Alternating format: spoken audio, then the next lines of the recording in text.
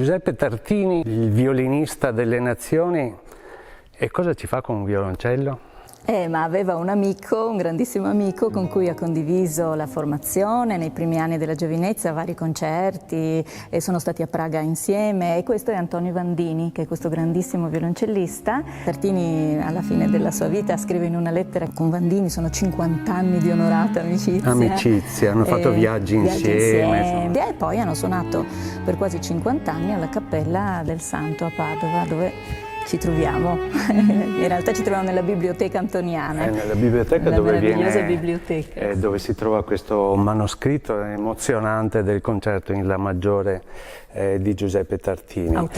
Autografo. Ma Vandini ha avuto contatti, è stato presente a Venezia nella scuola della Pietà di Vivaldi. Sì, è stato assunto nel 1720 alla Pietà, ha avuto contatti con Vivaldi. Vandini, che era un grande virtuoso di violoncello piccolo, e lui è, diciamo, la sua scuola di formazione bolognese. Ma Tartini non è da legare a Venezia e a Vivaldi. No,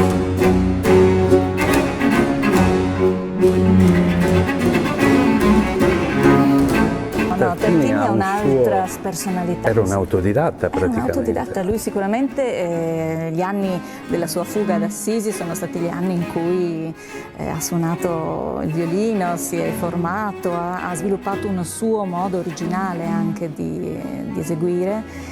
Ha avuto dei contatti anche col mondo boemo, probabilmente un suo maestro di composizione è stato questo Czernohorski, questo organista. Questa influenza probabile boema di un grande maestro boemo, formazione da autodidatta a contatto al confine col mondo balcanico, probabilmente questo suono della gusla, strumento a una corda che trilla continuamente.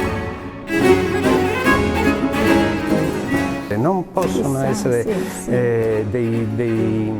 delle cellule che sono rimaste nell'opera di Tartini. Parla nel suo trattato anche della dalmata nazione, della musica della dalmata nazione. E Tartini, io me lo immagino, questa sua difesa della natura intesa come evoluzione, come semplicità dell'evoluzione, no? Della trasmissione della cultura popolare. Sì. Non può essere che arrivato in una città dotta come Padova abbia strenuamente difeso questa sua provenienza quasi popolare, diciamo, e non erudita cittadina. Sicuramente c'è in lui anche questo desiderio di andare alla fonte, diciamo, originaria del suono, della musica. Lui cerca la natura come ricerca di verità. Tartini violinista, Tartini cantante, violinista cantante, proprio innamorato della voce e della vocalità. Nel suo trattato di ornamentazione, fondamentale per riuscire a entrare nella sua musica, questa idea del trillo, chiamiamolo pure maledetto trillo del diavolo, per la quale è rimasto famoso. Tartini non è solo il trillo del diavolo, è molto di più, è un'idea di musica. Lui parla moltissimo del discorso musicale, dell'interpretazione, del senso in musica, e lo si sente moltissimo soprattutto negli adagi, che sembrano dei discorsi, delle riflessioni interiori che lui realizza in musica, no? Sì, proprio negli adagi, soprattutto in questi due adagi dei concerti per violoncello, per violotto. Usa anche moltissimo la scala minore armonica. Con la seconda eccedente, che dà questo senso un po' orientaleggiante. Esatto, soprattutto nei capricci. Siamo proprio qui nel cuore, no? dei luoghi tartiniani, tra la sua casa, tra la Basilica del Santo, ma siamo anche vicini all'Orto Botanico, che era uno dei centri culturali più importanti insieme all'Università e alla Basilica del Santo.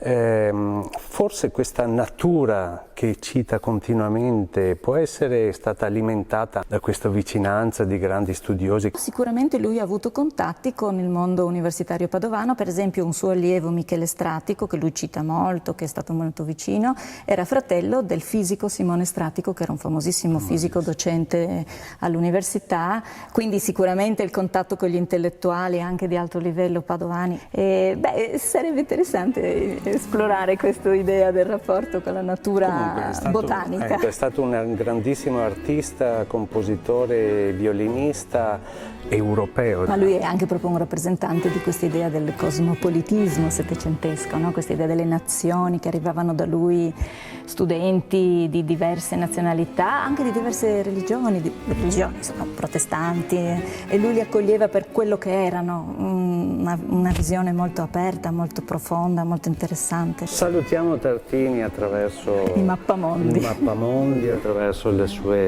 la sua grafia così precisa di una bella coppia, emozionante averla così vicino. Grazie Tartini. Grazie.